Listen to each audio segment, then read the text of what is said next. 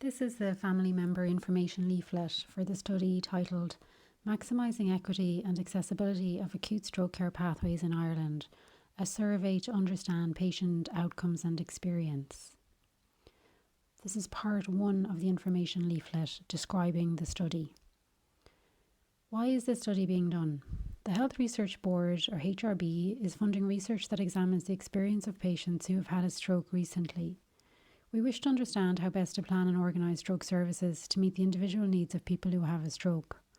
While we are interested in the whole patient journey from the moment the stroke symptoms started until a person gets home again, in this study we're especially interested in the early or acute phase of stroke. By speaking with people who have recently had a stroke, or to a family member familiar with what happened around the time of the stroke, we may see patterns in their stories that might help us identify areas for improvement in care services. We want to make every patient's stroke journey better and reduce any potential after effects that a person might have after a stroke. The experience of people like those of your family member are very valuable to us, and we believe that hearing their story, albeit through a family member, will help us improve care for other people in future. Who is organising and funding this study? The study has been organised by a team of researchers who work at Beaumont Hospital and at the Royal College of Surgeons in Ireland. The study is funded by a grant from the Health Research Board, or HRB, and is part of a postgraduate qualification and PhD for a doctor who works in stroke care in Ireland. Why am I being asked to take part? We're asking you to consider taking part because your family member has recently had a stroke, and so we feel we can learn from the experience of your family member.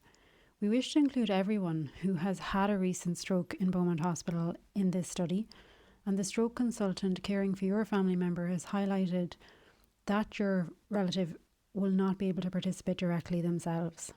We want to give all patients experiencing a stroke the opportunity to have their story included, and we believe that understanding every individual stroke journey can help us improve how stroke care is organised for everyone who has a stroke in future. And so we want to include your relative so that their story is heard despite them being unable to participate currently themselves. How will the study be carried out? During your family member's hospital admission, a member of the medical or stroke team will speak to you about taking part in the study on your family member's behalf. If you express an interest in finding out more information about the study, then a member of the research team will explain the study in detail to you at a time that suits you. There are 2 parts to the study. Firstly, you'd be asked to complete a survey with the researcher while you're at the hospital, responding on behalf of your family member as far as it is possible to do so. The second part will happen 3 months later, where some people, though not everyone, who participated in the survey will be invited to take part in an interview about the experience of the person who had a stroke. About 1 in every 5 people who complete the survey will later be invited for an interview, and interviews will last about 40 to 60 minutes and be held at the place of residence of the participant or online if they prefer. Initially, you'll be given time to think about whether you're interested in participating in a survey containing questions related to what happened around the time of the stroke that your family member recently experienced. We will also ask if you would consider being contacted again in about 3 months' time to discuss if you or your family member would like to participate in a follow-up interview about your experience of stroke at the time and their experience afterwards. By this time, 3 months after the stroke, your family member may be able to participate independently, and so your input would not be directly required.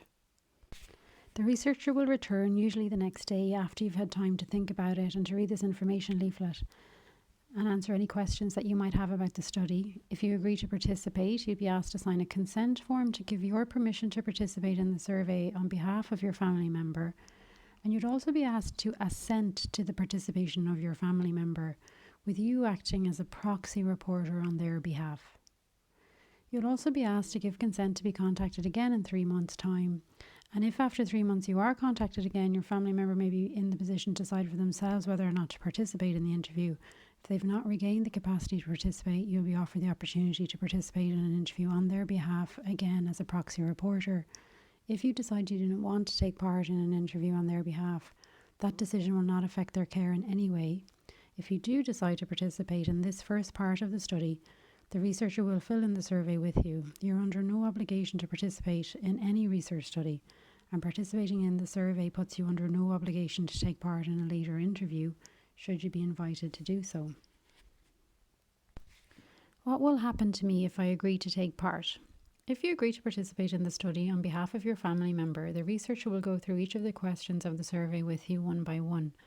The survey will have questions about stroke in general, but also about what happened to your family member from the moment stroke symptoms were noticed to getting help and getting to the hospital for treatment.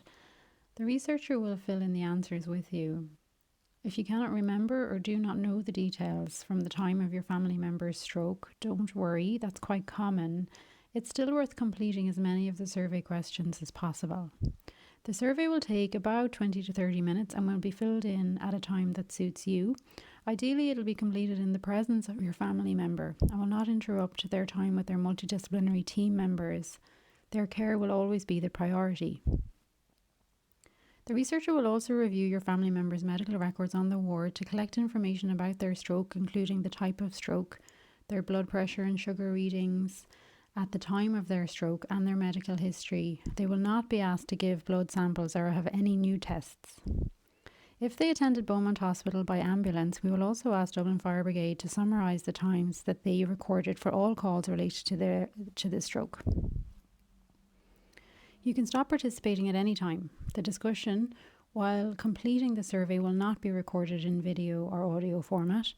And if recalling or describing the details of your family member's stroke causes you any distress or upset, you can tell the researcher you wish to stop answering the survey questions at any time. You can stop for a break temporarily, or you can withdraw from the study altogether, and this will not impact their medical care. Your distress will be acknowledged and supported.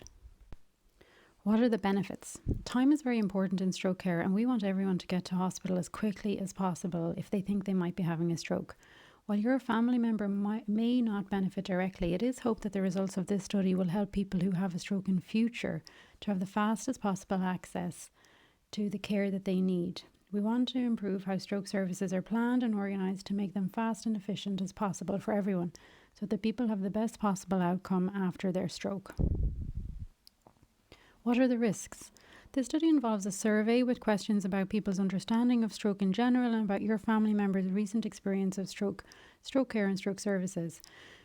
Questions will refer to what happened around the time the symptoms of stroke were first noticed. For some people, this might be distressing to recall. If you experience any distress during or after discussing the questions on the survey, you can speak about this to the research team or to your family member's medical team.